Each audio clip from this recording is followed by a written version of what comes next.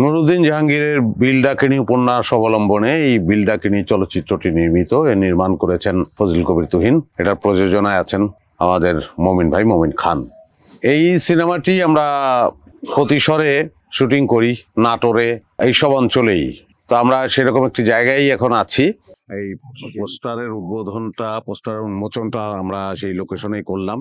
একটা খুব অন্য ধরনের গল্প, যে গল্পে আসলে আমরা যেমন একটা সমাজ দেখতে চাই, আমাদের সকলের প্রত্যাশা, সেই প্রত্যাশাটা পূরণ করছে এই গল্প, এই সিনেমা। ছবিটি আমার একটা প্রিয় ছবি। তার প্রধান কারণ হচ্ছে এই ছবিটি আমাদের সমাজের কথা বলে, সমাজের সমস্যার কথা বলে এবং সমস্যা থেকে উত্তরণের কথা বলে, মানুষের অমানুষ হয়ে ওঠার কথা বলে এবং অমানুষকে মানুষ করার কথা বলে। আমি ব্যক্তিগতভাবে এই ছবিটিতে অভিনয় করে সন্তুষ্ট এবং তৃপ্ত।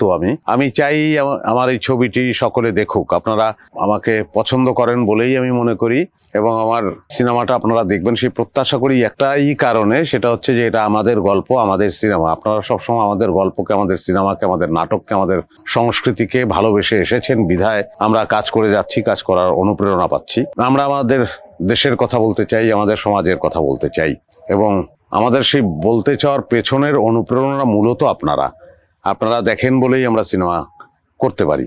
তো খুব করে চাচ্ছি যে আপনারা আসবেন, ছবিটি উপভোগ করবেন এবং আপনারা আপনাদের ভূমিকা রাখবেন আমাদের সিনেমা নির্মাণের ক্ষেত্রে। ধন্যবাদ সবাইকে।